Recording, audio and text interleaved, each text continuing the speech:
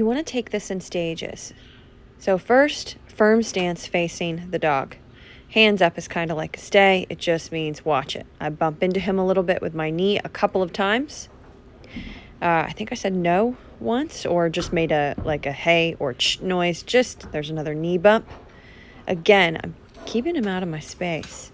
It's so important not to feed into what's happening and not to overreact either.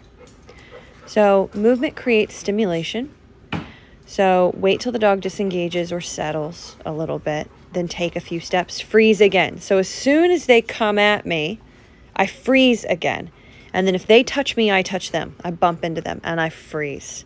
Wait for them to settle a little bit or just be redirected. Then I take a few steps again. Grab your leashes right away. Have them somewhere close. And then your leashes, you go after the most excited one. In this case, it's Leo. Tackle that one first, if there's multiple dogs. I love that he went to place on his own. It really starts to see all the training come together. So then I put a leash on him. And if your dog is wild, you need to move him. Don't just make him stay in one spot.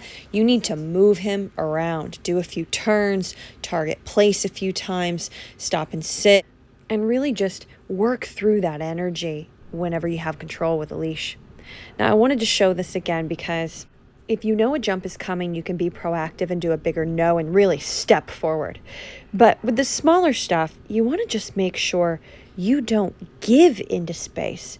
Don't back up. Don't twist your hips backwards. None of that passiveness, or it confuses them because you're allowing them to take up space. And so it's very confusing for them to learn no. Now here I'm backtracking. I knew it was going to be rough, even though they'd had a few days of foundational training. So I used a pet corrector. So when you see me freeze, I do a pet corrector squirt down by my side. I don't even touch the dogs with it. They're pretty sensitive about it. It's used here purely to startle the dogs out of their momentum, and then I can redirect them to the leash and working them.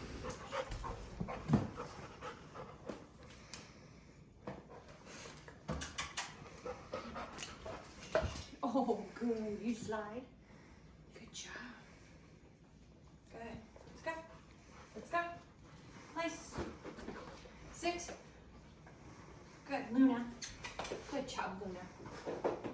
Sit. No. Oh, you're excited. No. Good. Mouthing can be deterred easily with slip leash pressure straight up in the air and a little bit of spatial pressure, which you'll see right here. So pressure right up in the air, and I move in and I hold pressure for a second. His front paws aren't off the ground or anything. It's just firm pressure up in the air to be like, I'm serious. I gave him a tug. He didn't listen. So he gets the pressure and the body language, and it's to calm the dog down quickly. It's to de-escalate quickly and efficiently.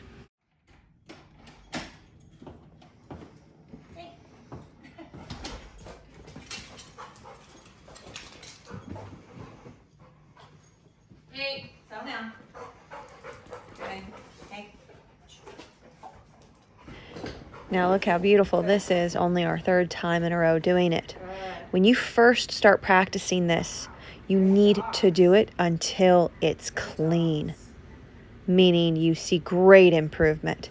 Over and over. Go outside, wait a couple minutes, come back in. Over and over again till they're successful. Now, I want to point something out. I keep checking in with them since they decided to put themselves in place. See, if they get up, I need to freeze because movement causes stimulation. So every time they get up or shift or fuss, I freeze, put my hand out to reiterate, don't follow me, calm down.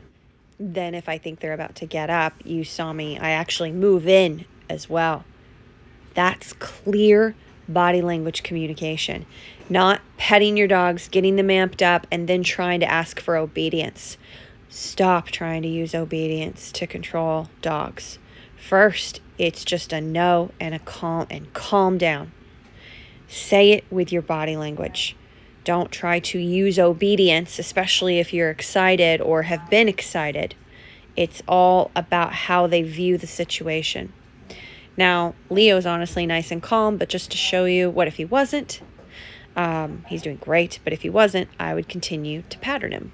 Just turns as he calms down more and more, then take the leash off of him and then walk away. Now, when your dogs are free in the house and they just get super excited and you just need to settle them down, you have to calmly try to corner them somewhere.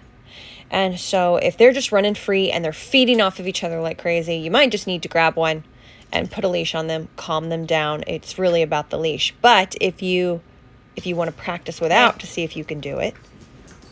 Hey. Hey. Shh. Little blocking. Hey. No. Settle down. Just going to calmly follow them, whatever corner they go to. Hey, they herded themselves into this nice corner. Easy to settle them down. Sit. Luna, sit. Good. Good. Shh. Hey, no. Good. Good job, Luna. No. No. Sit. Do not pet excited dogs. That's why Luna gets pet first. She's calmer. Honestly, I'm petting too soon, period. But I just wanted to kind of show you guys what it can look like. It needs to represent calm, not excitement. If your touch represents excitement, then don't do it for a while. And then I just calmly release them. Now, when I release them, if they bolt and run again, we repeat this until I can release them calmly. And if it takes more than 2 or 3 times, grab leashes. That's how you do it.